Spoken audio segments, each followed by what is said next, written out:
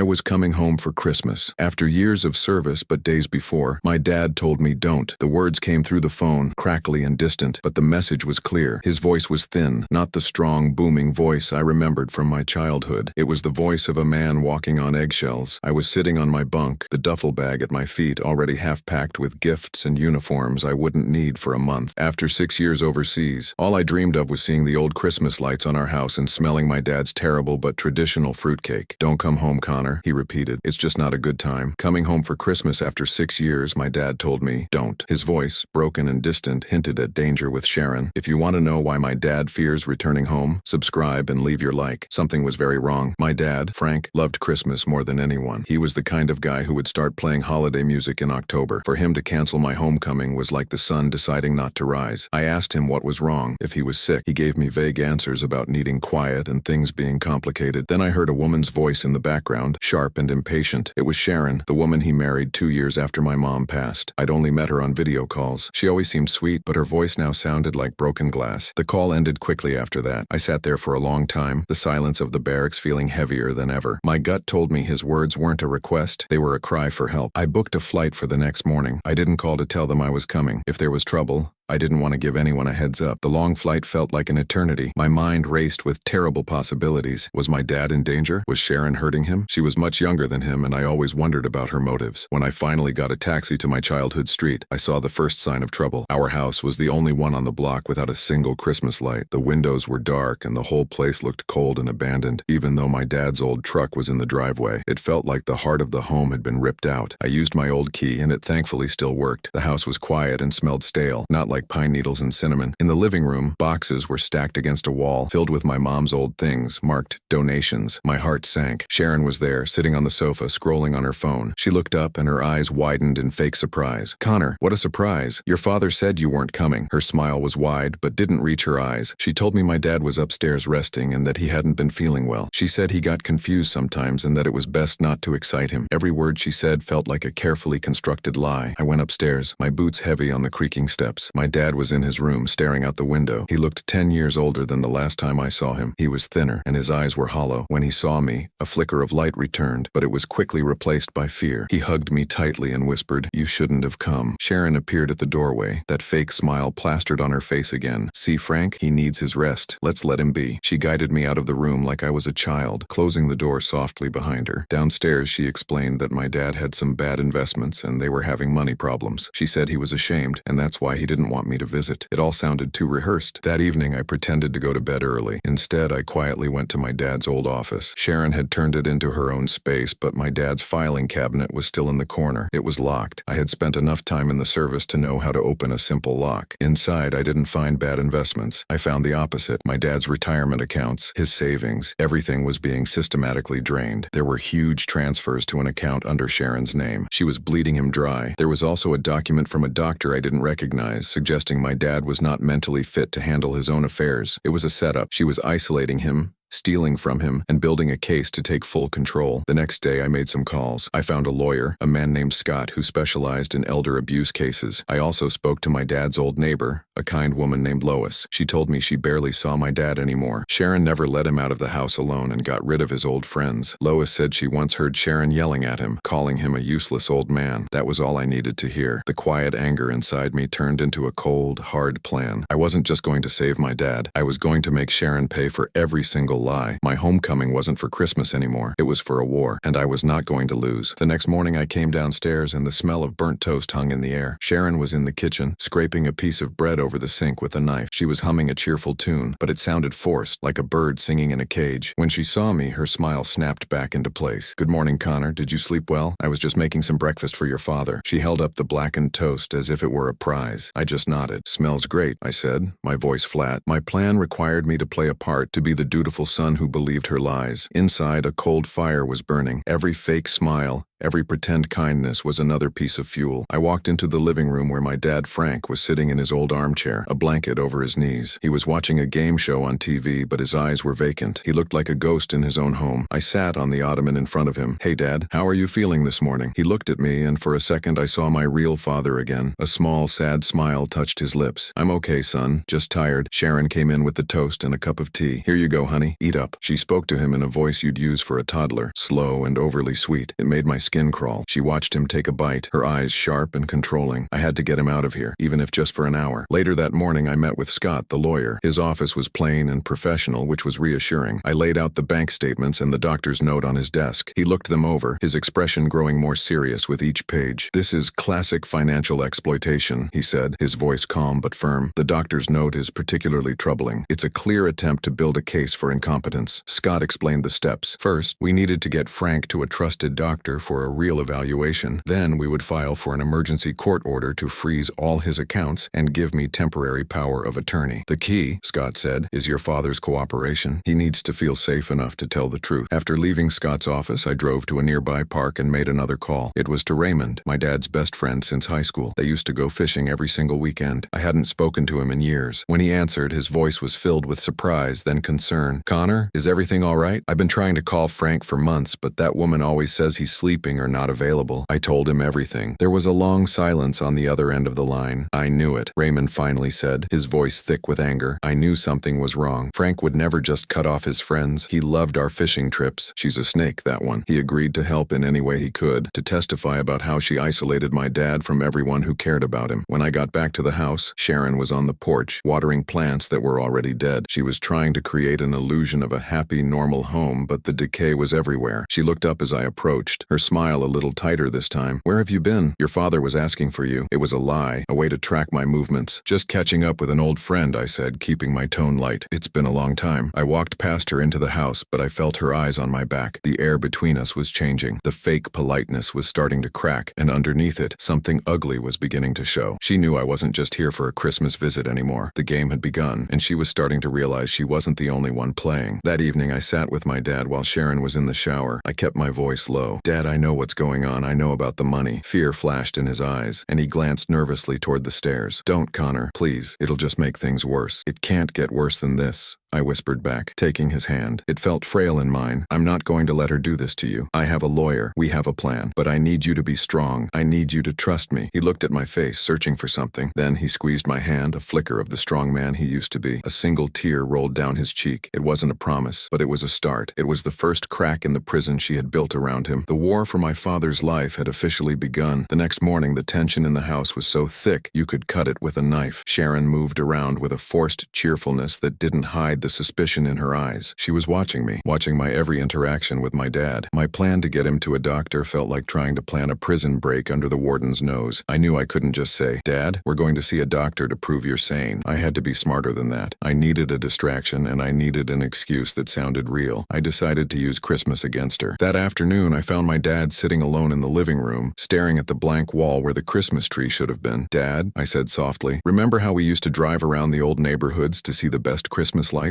I was thinking we could do that, just you and me, like old times." A genuine spark lit up his eyes for the first time since I'd been home. "I'd like that, son," he said, his voice quiet but hopeful. Sharon overheard from the kitchen. "What a lovely idea," she said, walking in. "I'll get my coat, we can all go." This was the moment I had planned for. Just as she said that, my phone buzzed. It was a text from Lois, the neighbor, calling now. A second later, the house phone rang. Sharon picked it up, her sweet voice on full display. "Lois, dear, how are you?" Her face changed as she listened. "Oh my goodness, your cat is stuck on the roof? Of course, I'll come right over. Don't you worry." She hung up, looking annoyed but trapped. "Connor, you'll have to take your father by yourself. I have to go help poor Lois with a little emergency." She gave me a sharp, warning look that said, "Don't do anything stupid." I just smiled. "No problem. We'll be back in a couple of hours." The drive was quiet at first. My dad looked out the window, a little nervous. He knew this wasn't just a trip to see lights. "Where are we really going, Connor?" he finally asked. I pulled over to the side of the road and turned to face him. "We're going to see a doctor, Dad. A friend of Scott's. He's just going to talk to you, that's all. We need someone on our side to say you're perfectly fine because you are." Fear returned to his face. "Sharon will be furious. She'll make things so difficult." I took his hand. "I'm not scared of her, and you don't have to be either. I'm here now. I won't let anything happen to you, I promise." He nodded slowly, squeezing my hand back. Dr. Arthur was an older man with kind eyes and a calm presence. He greeted my dad not like a patient but like an old friend. He didn't ask confusing medical questions. Instead, he talked about fishing, about the old days, about my dad's work as an engineer. He asked him about current events, about his favorite books. My dad, away from the oppressive shadow of Sharon, began to open up. He spoke clearly and intelligently. He told stories. He made jokes. I saw the man I grew up with emerge from the fog. After about an hour, Dr. Arthur asked him simple questions about his finances. "Frank, do you know where your retirement money is going?" My dad's face fell. "She handles it," he whispered. "She says I'm not good with it anymore." Dr. Arthur made his notes and then turned to me while my dad was in the other room. "Your father is sharp as a tack," he said firmly. "He's depressed and anxious, which is understandable given the situation, but there is absolutely no sign of mental incompetence. He's being emotionally abused and isolated. This is a classic textbook case." Hearing those words from a professional was like a weight being lifted and a fire being lit at the same time. I had the proof I needed. Scott could now move forward with everything. When we got back home, the sun had set. The house was dark, except for the porch light. Sharon's car was in the driveway. She was waiting for us. The moment we walked in, the fake sweetness was gone. Her face was a mask of cold fury. "Where were you?" she demanded, her voice low and dangerous. "Lois told me her cat was fine. She said she never called me." My heart pounded, but I kept my face calm. "We just went for a drive, Sharon. Like I said." She took a step closer, her eyes locked on my dad. "You're trying to turn him against me. You think you can just come back here and ruin everything?" My dad flinched, but I stepped in front of him. "The only thing being ruined here," I said, my voice as cold as hers, "is my father's life, and that's over. The game is up." Her eyes widened, not with surprise, but with the pure hatred of a cornered animal. The war was no longer silent. It was out in the open now. Sharon's face twisted from shock into pure venom. The mask of the caring wife didn't just crack. It shattered on the floor between us. "Ruin everything," she hissed, her voice low and sharp like a razor. "I saved him. He was a mess when I found him, confused and alone. You abandoned him for your games overseas, and I was the one here picking up the pieces." She took a step toward my dad, her hand reaching out as if to comfort him, but it was a move of possession. "Frank, honey, tell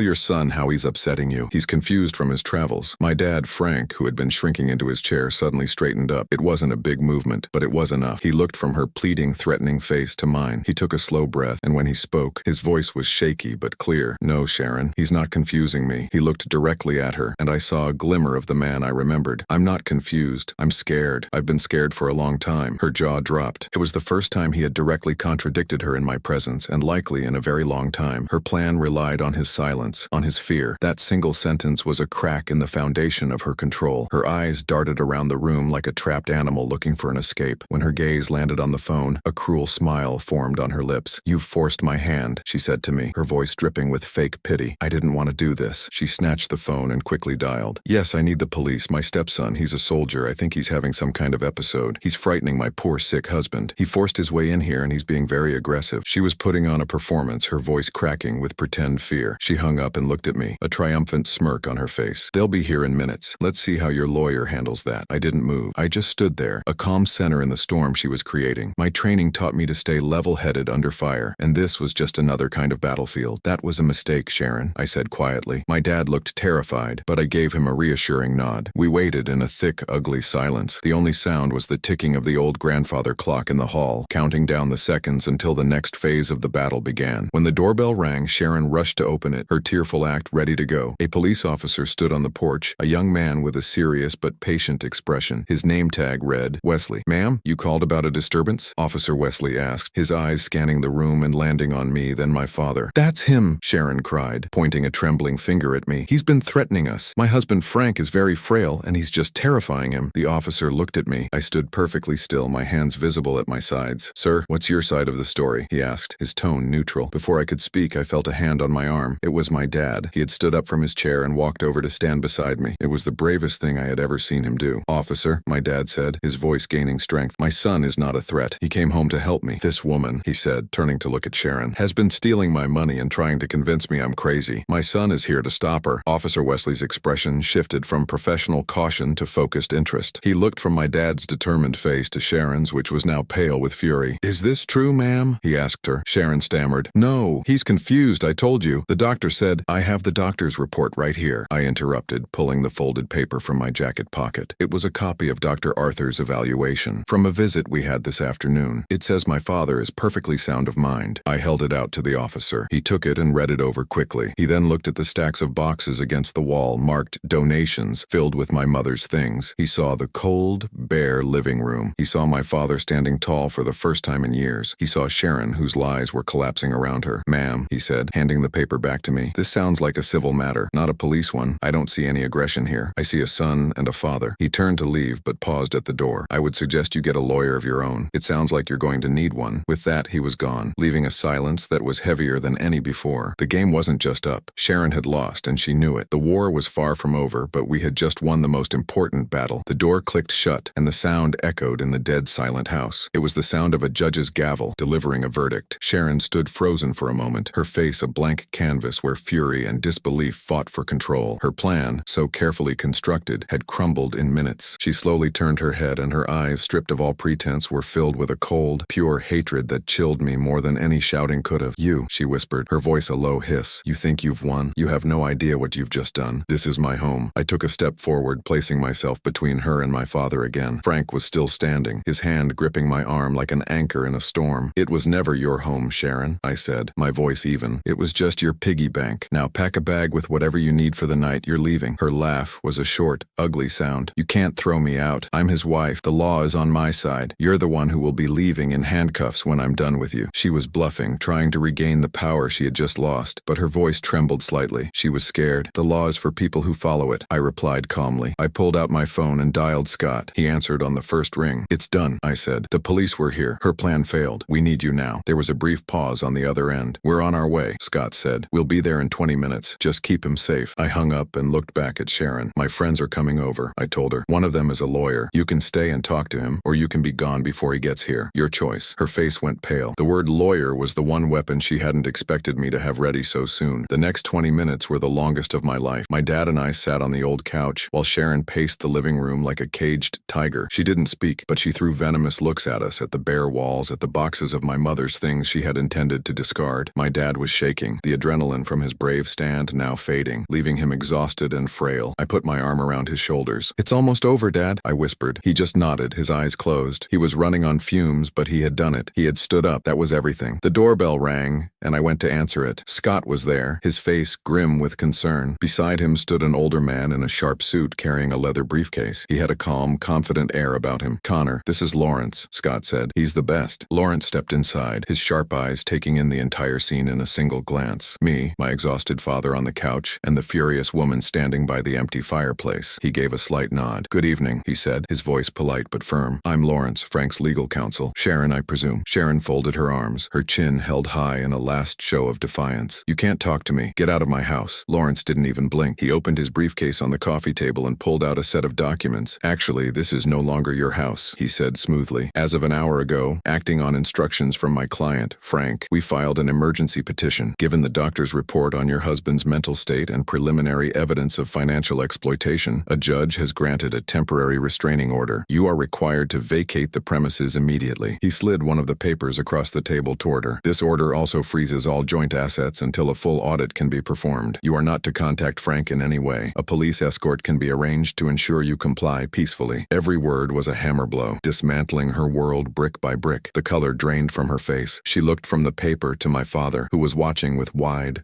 tired eyes. The fight was gone. All that was left was the raw, ugly greed that had been hiding underneath all along. "You'll get nothing," she snarled at my dad. "I'll make sure of it." Lawrence simply cleared his throat. "I'd advise you not to make threats, ma'am. It only strengthens our case." Defeated, she stormed upstairs. We heard drawers slamming and a closet door being thrown open. A few minutes later, she came down with a single suitcase and her purse. She didn't look at any of us. She walked to the door, opened it, and then paused, turning back to face me. "You will regret this," she said, her voice dripping with poison. Then she was gone, disappearing into the cold night. The moment the door closed, a shudder went through my dad. The strength that had held him up all evening finally gave out and he began to sob. It wasn't loud or dramatic, just a quiet, heartbreaking sound of a man who had forgotten what it felt like to be safe in his own home. I sat next to him, holding him as he let go of years of fear and isolation. Scott and Lawrence stood back, giving us our space. The war wasn't over, but the occupation had ended. The house was quiet. It was ours again, and for the first time in a very long time, it felt like home. The silence Sharon left behind was heavier than any of her shouts. It filled the cold corners of the house, a vacuum where years of tension had been. My dad's sobs were the only sound, a quiet, steady rhythm of grief. I just held him, feeling the frailness of his shoulders under my arm. He was letting go of so much fear, so much shame. Scott and Lawrence stood near the doorway, giving us the moment. They were like sentinels, guarding this fragile peace we had just won. After a few minutes, Lawrence cleared his throat gently. "Frank," he said, his voice soft but clear, "you did a very brave thing tonight. Now, the most important thing is for you to rest. We'll handle everything from here." My dad wiped his eyes with the back of his hand and nodded, looking utterly spent. "Thank you," he whispered. "Thank you, both of you." Scott came over and put a hand on my shoulder. "I'll stay the night, man, on the couch, just in case." I was grateful. I didn't want to be alone, and I definitely didn't want my dad to be. Lawrence packed his briefcase. "I'll be in touch tomorrow morning," he said. "We have a lot to do, but the first step is done. She's out of the house. Now we go on the offensive." He gave my dad a firm, reassuring nod before letting himself out. The house was finally, truly, ours again. That night, I helped my dad to his room, and he fell asleep almost instantly. I sat on the couch in the dark living room, Scott already lightly snoring nearby, and just listened to the quiet hum of the old house. It felt like it was breathing again. The next morning, the winter sun streamed through the dusty windows, showing just how much life had been drained from the place. It wasn't just the lack of decorations. It was a deep neglect. My dad came downstairs looking more rested than I'd seen him in years, though his face was still etched with exhaustion. "What's the plan, son?" he asked, his voice a little stronger. "First," I said, pointing to the stacks of boxes, "we unpack Mom." For the next few hours, we did just that. We took out my mother's old photo albums, her favorite books, the silly ceramic mugs she collected. With each item we placed back on the shelves, the house started to feel less like a crime scene and more like a home. We were looking through an old album when my phone rang. It was Lawrence. "Connor, I've got an update," he said, all business. "I had a financial investigator do a preliminary check. It's worse than we thought. Sharon wasn't just spending his pension. She took out a second mortgage on the house 3 months ago. The money was wired to an offshore account." I felt a cold knot form in my stomach. I looked at my dad, who was holding a picture of him and my mom on their wedding day. He looked so happy, so full of life. "How much?" I asked, my voice low. "Almost everything the house was worth," Lawrence replied. "She was planning to empty him out completely and leave him with nothing but debt." The fight wasn't just about getting her out. It was about saving my father from total ruin. Later that afternoon, there was a knock at the door. I opened it to find a woman with kind eyes and a worried expression. She was holding a casserole dish. "Judith," I said, recognizing her instantly. She was my mom's best friend, a woman I hadn't seen in years. "Oh, Connor," she said, her voice thick with emotion as she pulled me into a hug. "I heard what happened. I live just 2 streets over. I saw her leave with a suitcase last night and I had to come check on your father." She came inside and went straight to my dad, hugging him tightly. "Frank, you poor man. We were all so worried. She told everyone you were getting confused, that you weren't yourself. We didn't know what to believe, but we knew something was wrong." My dad's fear and Sharon's influence haunt me. What would you do if your own family seemed to be in peril? Comment your thoughts and share this with someone who understands family drama. My dad's eyes filled with tears again. "She turned everyone away, Judith. Said I needed my rest." Judith patted his hand. "Well, that's over now. The whole neighborhood is on your side. We saw how she treated you." Her words were a balm. Sharon hadn't just isolated him inside the house. She had built a wall around him in the community, using his own friends against him. That evening, after Judith left, my dad and I sat in the living room, surrounded by my mother's things. He looked at me, a new kind of determination in his eyes. "She won't get away with this, will she?" he asked. "No, Dad," I said, my voice hard as steel. "She won't. This is just the beginning. We're going to get everything back." He nodded, and for the first time I saw the fighter I remembered from my childhood. The war was far from over, but now he wasn't fighting it alone. He had his son, his friends, and the truth on his side. The days that followed were a strange mix of grief and rebuilding. With every photo of my mom we put back on the wall, it felt like we were performing an exorcism, pushing out the cold ghost of Sharon's presence. The house began to breathe again, filled with the scent of coffee and my dad's quiet humming, something I hadn't heard in years. Scott had gone back to his own life, life, but called every day to check in. Judith and other neighbors dropped by with food and stories, each one a small thread reweaving the fabric of community that Sharon had tried so hard to tear apart. My dad, Frank, seemed to grow a little taller each day. The fear was still in his eyes, but it was being replaced by a slow-burning anger. A week later, Lawrence called for a meeting. He wanted us to come to his office. "It's time to discuss our strategy," he said over the phone. "We've been on defense. Now, we attack." When we arrived, his office was exactly what you'd expect. Dark wood,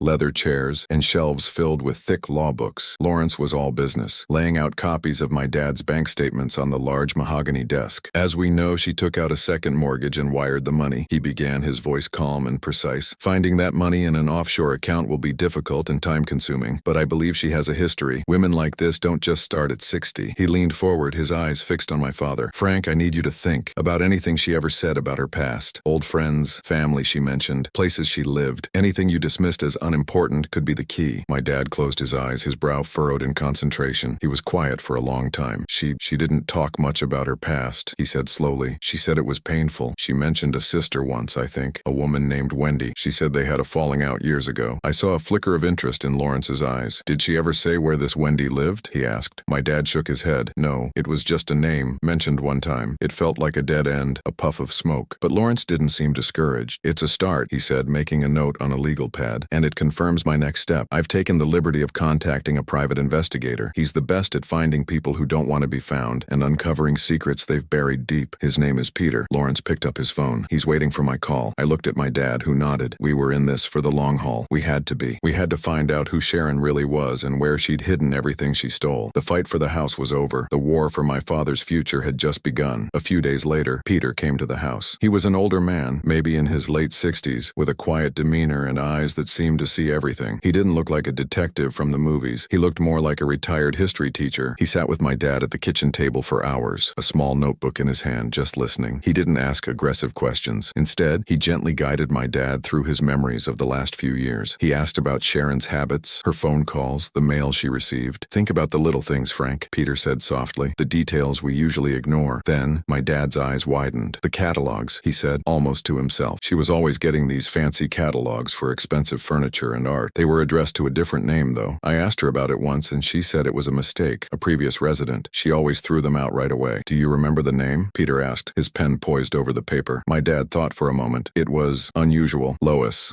something. I never saw the last name clearly." Peter wrote it down. "Lois and Wendy," he said. "Two names. That's more than enough to start digging." As he was leaving, Peter turned to me at the door. "Your father is a strong man, Connor." She tried to make him feel small and confused, but his mind is sharp. He remembers more than he thinks. That night, as my dad slept, I sat in the living room, looking at the empty space where my mother's favorite armchair used to be before Sharon got rid of it. I realized Peter was right. Sharon's greatest mistake wasn't just stealing the money, it was underestimating my father. She saw him as a weak, lonely old man she could easily manipulate. She never imagined he had a son who would come home, or friends who would rally around him, or a mind that held on to the small, crucial details. She thought she was erasing his past, but all she did was give him a reason to fight for his future. And now, he had an army on his side. We didn't know who Lois was or where Wendy might be, but we had names. And in a war of secrets and lies, a name was a weapon. 2 weeks felt like 2 months. The quiet in the house was no longer empty. It was peaceful. My dad and I fell into a comfortable rhythm. We'd have coffee in the morning, work on cleaning out the garage in the afternoon, and watch old movies at night. It was simple, and it was healing. But underneath it all, the legal fight was a constant hum, a machine working in the background. Peter, the investigator, called with small updates, nothing major. He was tracing the name Lois through public records and financial databases, a slow and frustrating process. The name Wendy was even harder, a ghost with no last name attached. We were waiting for a crack in the wall Sharon had built around her life. Then, one Tuesday afternoon, my phone rang. It was Peter. His voice was different, stripped of its usual calm patience. There was a new energy to it, a hunter's edge. "Connor, I've got something," he said. "It's big. The catalog's addressed to Lois. I tracked the credit card used for a few small purchases she made before she got your father's money. The card wasn't under the name Lois or Sharon, it was under the name Barbara." I felt a jolt. Another name. "Who is Barbara?" I asked. "Barbara is Sharon's legal name," Peter said, and I could almost hear him smiling. "Sharon is an alias. She changed it legally 15 years ago, but her real name opened everything up." He continued, his words coming faster now. "Your father's wife, Barbara, has a sister. Her name is Wendy, and I found her. She lives 3 states away. I spoke to her this morning. She's been looking for her sister for years,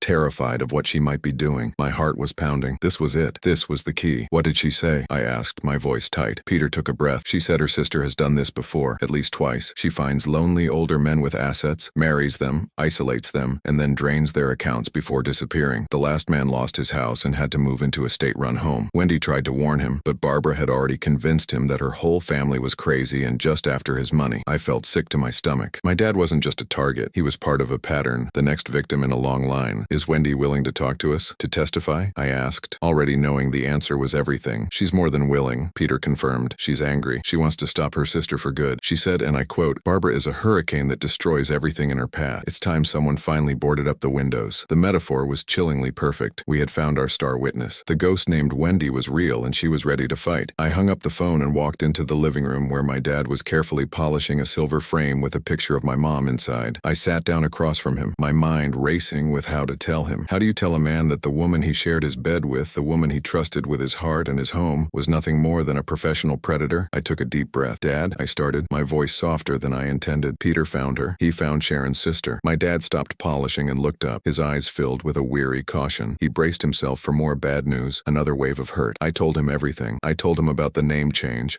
about Barbara, and about the other men. I watched as the last bit of affection or confusion about Sharon drained from his face, replaced by a cold, hard clarity. He didn't cry. He didn't rage. He just stared at the picture of my mom for a long moment. Then he looked at me and his eyes were like flint. That woman, he said, his voice low and steady, is not going to do this to anyone else. What's our next move? The victim was gone. In his place sat a man who had been pushed too far, a man who had lost everything once and refused to lose again. That evening, we had a conference call with Lawrence. When we told him about Wendy, there was a long silence on the other end of the line. This changes the entire game, he finally said, his voice filled with a lawyer's excitement. This isn't just a divorce case about hidden assets anymore. This is a criminal case of serial fraud. We can go to the district attorney. We can freeze her known assets based on a pattern of criminal activity. We can bring the full weight of the law down on her. For the first time, it felt like we weren't just defending. We were attacking. Sharon thought she had picked a weak old man. She had no idea she had actually picked a fight with his son, his friends, his lawyer, and a sister who was determined to see her stopped. The war wasn't over, but the tide had just turned, and it was turning in our favor. The meeting with the district attorney's office was set for the following week. Lawrence told us to be prepared. This isn't a friendly chat, he warned. We have one shot to convince them this is more than just a bad divorce. It's a serious crime. My dad spent the days leading up to it in a state of nervous energy. He cleaned the house from top to bottom, organized his workshop, and even tried to bake a pie, which ended in a cloud of smoke. It was his way of taking control of the small things when the big things felt so chaotic. I just stayed with him, offering a quiet presence. I knew he needed to feel he wasn't alone in this storm. We met Lawrence at the county courthouse, a large, imposing building that made you feel small and unimportant. Peter, the investigator, was there too. He handed Lawrence a thick folder. Everything is in there, Peter said calmly. Wendy's full recorded statement notarized, financial records tracing Barbara's name change, and preliminary evidence on 2 other men she was involved with in other states. We were led into a small, plain conference room. A man in a sharp suit was already waiting for us. He looked busy and skeptical. I'm Assistant DA Timothy, he said, not smiling. Lawrence, you said this was urgent. Lawrence didn't waste any time. He laid out the story, piece by piece, like a general planning a battle. He spoke about my dad, a widower looking for companionship. He detailed how Sharon, or Barbara, had systematically isolated him. He showed the bank statements, the second mortgage, the wire transfer. Timothy listened, his face unreadable, occasionally jotting down a note. I could see he'd heard stories like this before. To him, it was probably just another messy domestic dispute, a civil matter. He looked like he was ready to dismiss us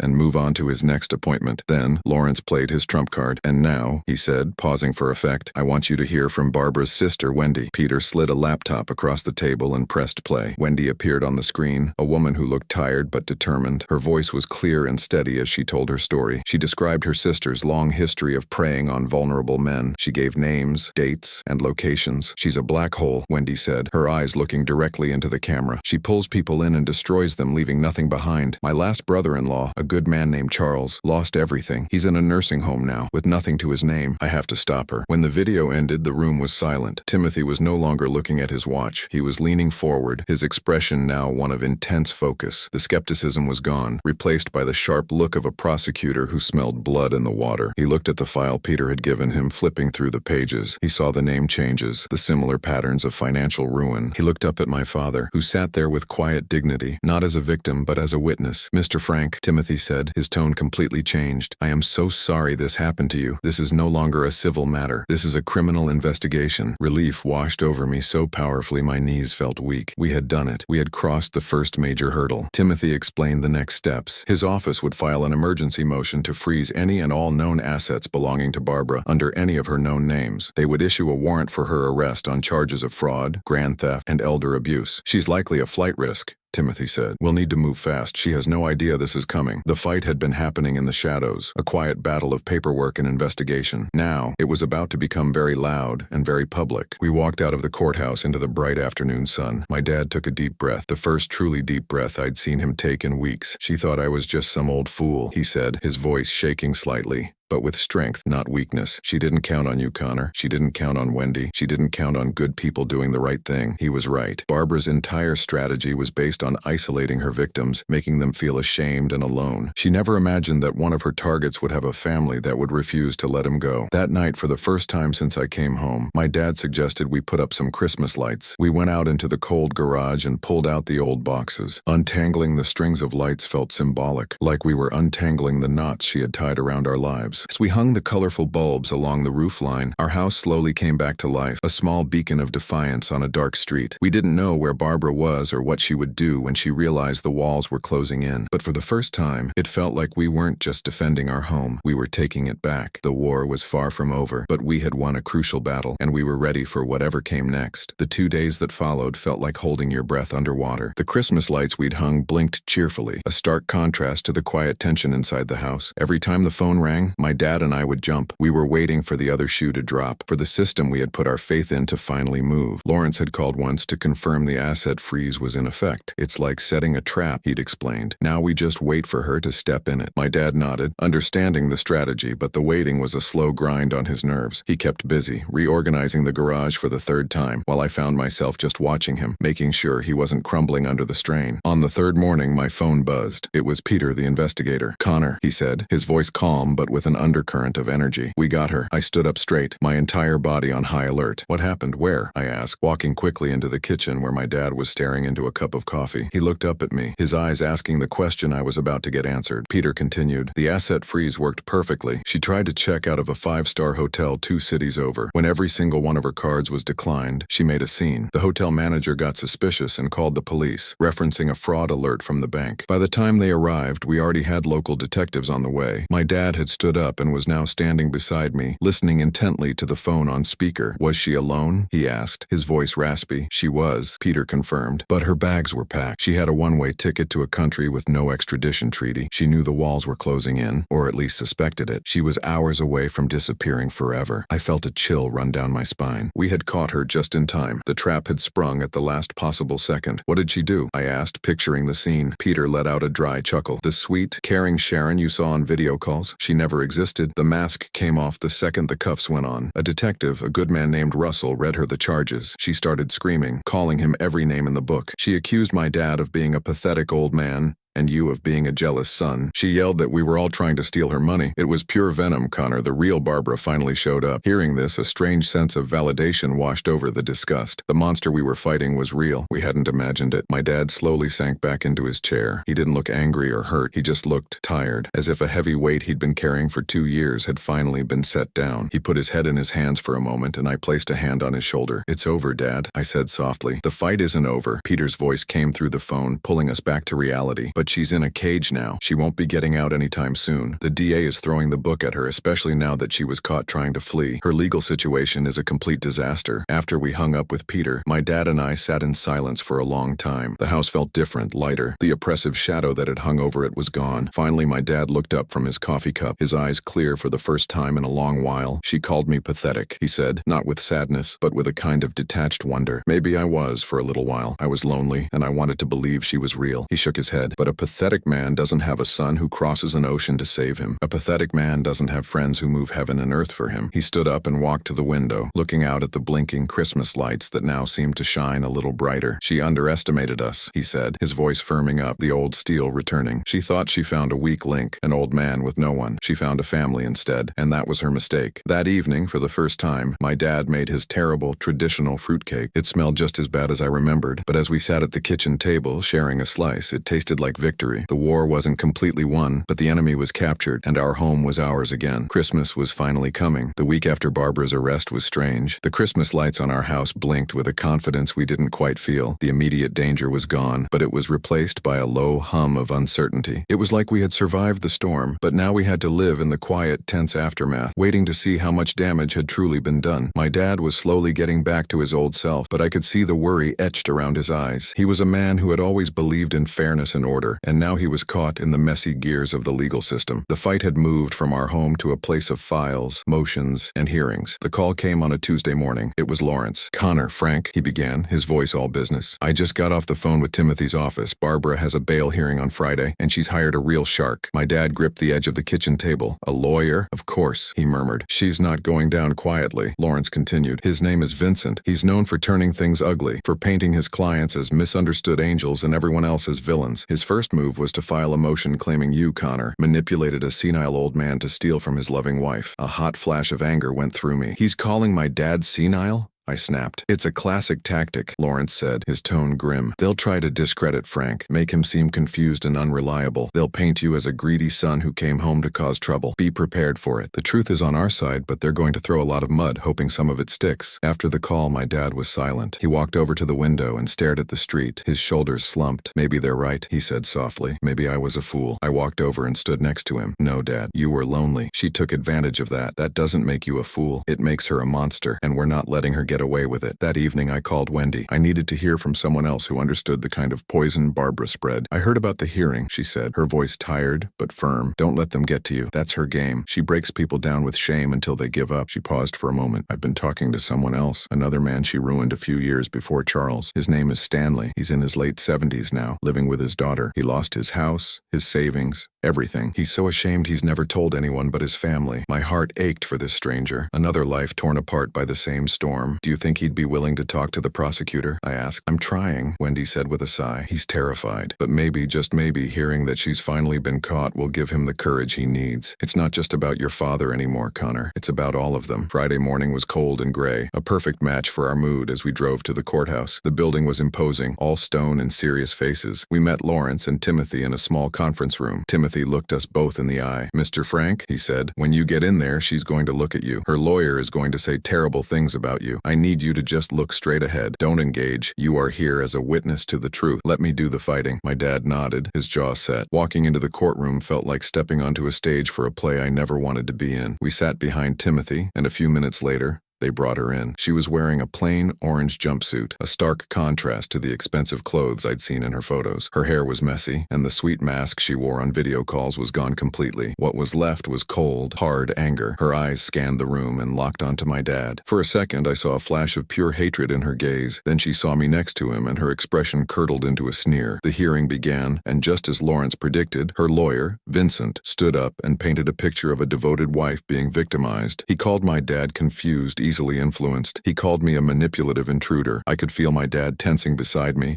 his hands clenching into fists. Then it was Timothy's turn. He stood up, calm and methodical. He didn't raise his voice. He simply laid out the facts. He presented the bank records, the one-way ticket to a country with no extradition treaty. He described her as a severe flight risk. "Your Honor," he said, his voice ringing with clarity, "this isn't a family dispute. This is a calculated pattern of predatory fraud, and we have reason to believe Mr. Frank is not the only victim." He then submitted Wendy's video testimony as evidence. As the judge reviewed the documents, the courtroom was silent. Barbara glared at Timothy, her mask of victimhood slipping to reveal the venom underneath. After what felt like an eternity, the judge looked up. "Bail is denied," he said, his voice firm. "The defendant will remain in custody pending trial." A collective exhale of relief went through our side of the room. It was a small victory, but it felt huge. Barbara was led away, shouting insults at her lawyer. We had won the first battle in her new war, and we were ready for the next one. Leaving the courthouse felt like surfacing for air after being held underwater. The victory was real, but my lungs still burned with the pressure of it all. Back at the house, my dad and I didn't talk much. He just sat in his armchair, the one my mom always used to read in, and stared out the window. He wasn't slumped in defeat anymore. He was still, like a mountain after a rock slide, scarred but solid. The win at the bail hearing had plugged a leak, but we both knew the ship was still full of holes. A few days later, we had another conference call with Lawrence and Timothy. "Denying bail was a huge step," Timothy said, his voice sharp and focused. "It shows the judge sees her as a flight risk and a danger, but now the real work begins. Vincent is going to file file motions to dismiss, demand discovery, and try to bury us in paperwork. We need to be more than prepared. We need to be overwhelming. Lawrence added, "He's right, Frank. The ticket and the bank records prove intent to flee and fraud, but to make sure she gets the sentence she deserves, we need to prove this wasn't a one-time mistake. We need to prove it's a pattern." The word pattern hung in the air after the call ended. It was one thing to know Barbara had hurt my dad. It was another to prove she was a serial predator. My mind went straight to Stanley, the other victim Wendy had told me about. He was the key. "Dad," I said, turning from the phone. "I need to go find him. I need to talk to Stanley." My dad looked at me, his eyes filled with a sad understanding. "Be careful, son," he said. "People like that, they're not just hurt, they're ashamed. Shame is a heavy door to try and open." Wendy gave me the address. Stanley lived 2 states away in a small, quiet town with his daughter. I rented a car and drove, the endless highway giving me too much time to think. What if he said no? What if seeing me just brought back all his pain? I was asking a stranger to reopen his deepest wounds to help my family. When I arrived, a woman in her late 40s with tired but kind eyes opened the door. It was his daughter, Diane. She looked at me with suspicion. "We know who you are," she said, not unkindly. "Wendy called. I don't think this is a good idea." She let me in anyway. The house was small and tidy. Stanley was sitting in a recliner, a blanket over his legs, looking out at a bird feeder in the yard. He was thin, and the life in his eyes seemed to have dimmed. He didn't look at me at first. I sat down and just started talking. I told him about my dad, about the loneliness after my mom died, about how easily Barbara had slipped into that empty space. I didn't ask him for anything. I just told him our story. "She makes you feel like you're the crazy one," I said softly, "like your own mind is betraying you. She isolates you until she's the only voice you hear." For the first time, Stanley turned his head and looked directly at me. I saw a flicker of recognition in his watery eyes. His daughter, Diane, who had been standing with her arms crossed, now had tears welling up. "He wouldn't leave the house for a year," she whispered. "He thought our neighbors were talking about him." She had told him everyone thought he was a joke for losing his money. Stanley finally spoke, his voice a dry rustle of leaves. "She called me her silly old bear," he said, the memory tasting like poison. "Then she took everything, the house, the pension, everything I built for my wife. I stayed for another hour. When I left, they didn't give me an answer. But as I drove away, I felt a small shift in the wind. I hadn't just been asking for help. I had been offering it. I was showing him he wasn't alone." That night back at our house, I found my dad in the garage, surrounded by old boxes. "I remembered something," he said, holding up an old leather-bound address book. "She was always on the phone with a dear old friend from her past, a man named Harvey who was apparently very sick. She said she was helping manage his expenses." My heart pounded. It was another name, another potential piece of the pattern. The next morning, as I was looking up the name, my phone rang. It was Diane. "My father will talk to the prosecutor," she said, her voice filled with a new strength. "He wants to do it, not just for your dad, but for himself." My desperate flight home after Dad's broken plea ended with a chilling discovery. What I found at our house shattered everything. What do you think of my homecoming? Subscribe for more intense stories like this.